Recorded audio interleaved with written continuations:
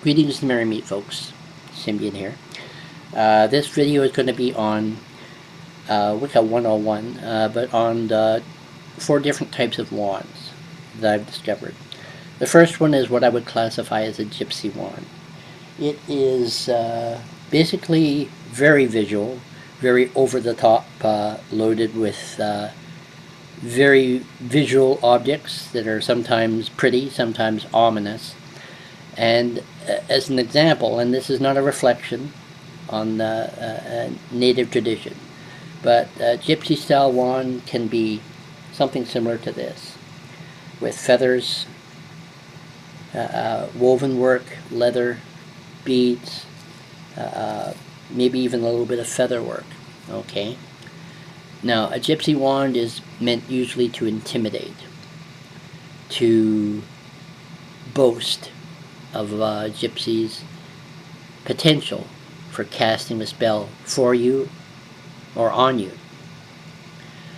It's a visual thing. Most of the time, a gypsy wand is a library of correspondences on a stick. It suits every single occasion. It still looks ominous and awe-inspiring. As I said, it can sometimes be pretty, sometimes it can be pretty scary. But that's a gypsy wand. The next one that I want to cover is a stereotypical Wiccan wand, which is this. This is a tree branch, which you ask permission for from the tree spirit, if they're willing to serve and donate a finger. This is classified as a finger, for magical purposes, for positive magical purposes. And if you get a positive response, then you are permitted to cut a arm's length. Okay, here we go.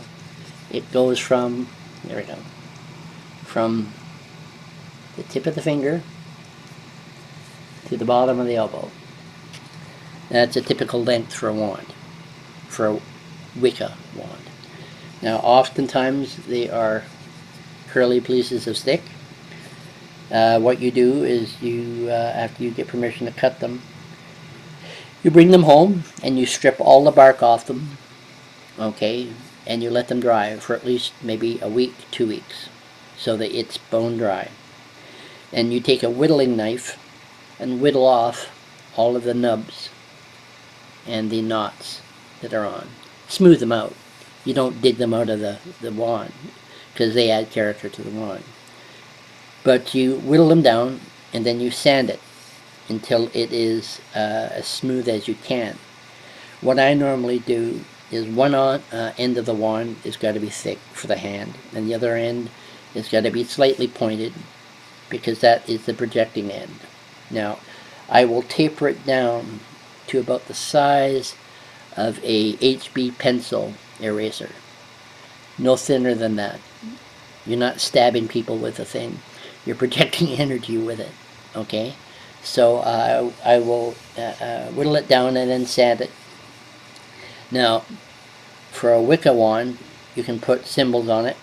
Runic symbols or numerology numbers, or your own glyphs that represent the type of witch that you are, or the type of magic that you would generally practice.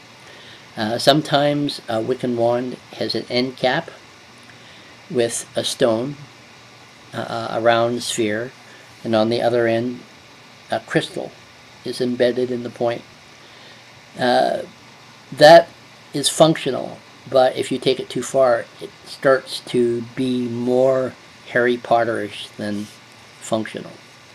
You're creating a piece of artwork that should be hung on a wall with feathers and leather strips in the whole bit, and saying, oh, how pretty that is.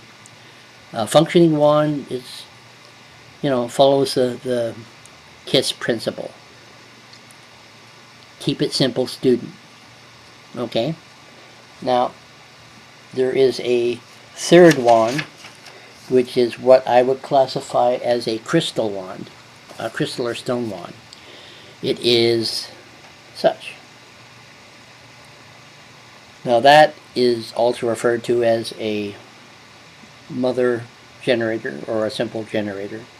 What it does is its own power source. You don't channel any of your own energy through it to its target. It generates it all by itself.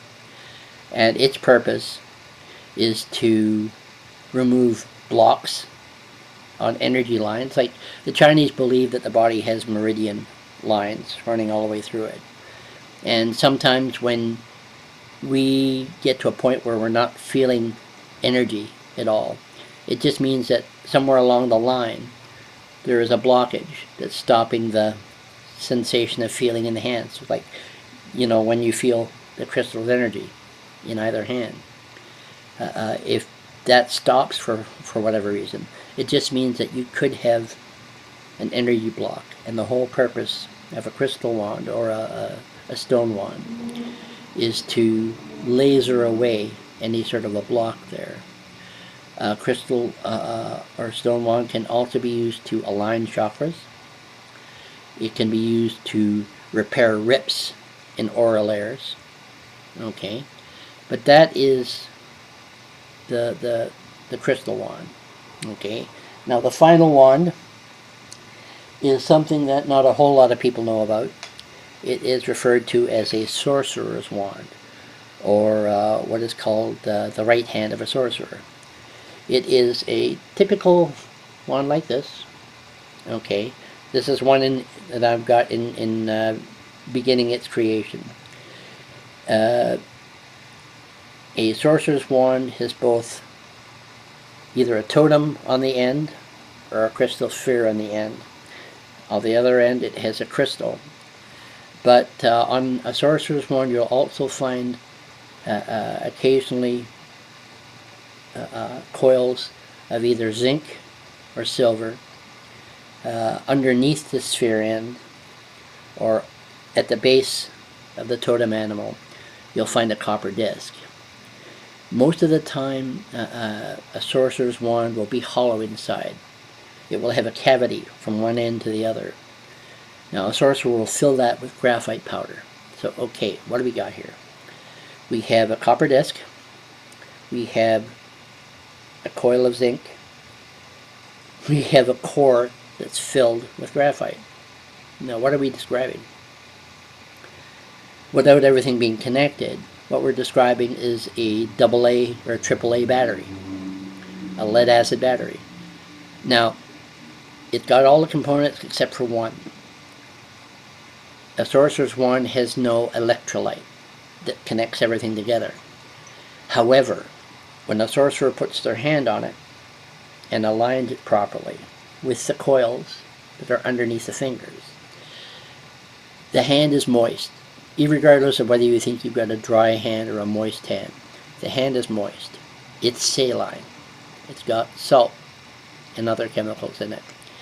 By putting your hand on the Sorcerer's Wand, you've just given the wand the electrolyte it needs to either store energy or transmit energy. It's an aid. You know, it assists the sorcerer for drawing in energy or for transmitting out energy. That's another difference between a Sorcerer's Wand and all the others. A Sorcerer's Wand can project energy out of its end, or it can draw energy into the sphere end.